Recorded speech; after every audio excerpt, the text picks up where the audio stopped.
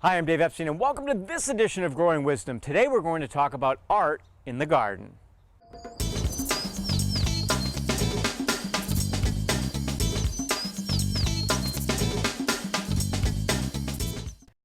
So I'm here in my own garden, and recently I had a garden tour, and I was fortunate enough that an artist, a local artist, Karen Stanley, actually lent me some pieces in the garden. So before they get hauled away, I wanted to show you some of them and why I think art in the garden can be so beneficial to the way the overall garden appears.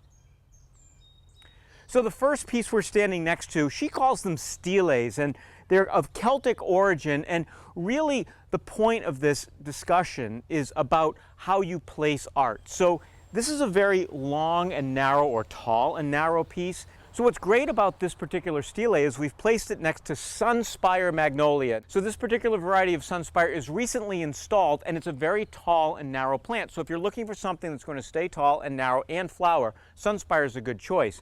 But what's nice is that the tall narrowness of this particular art piece plays well with the narrowness of sunspire, and also if you look behind, we see sky pencil holly, we also see a vertical beech, and those vertical elements all play really well together.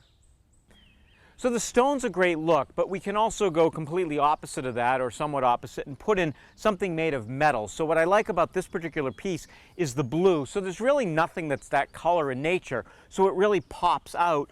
And Karen's chosen to put one of her signature balls there right in the middle. It almost looks like a flower growing here out of the wetlands, and that's a rather interesting look and certainly eye-catching as well.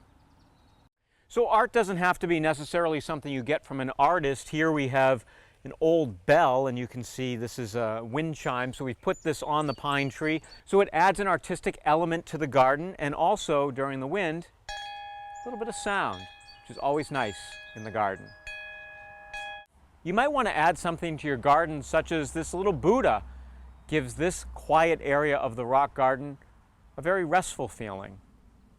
Well, you know, everybody's garden is just a little bit different, and here in this particular garden, we can see there's a lot of different colors and textures. It's more of a collector's garden, and therefore we can put pieces of art in the garden that break some of that up.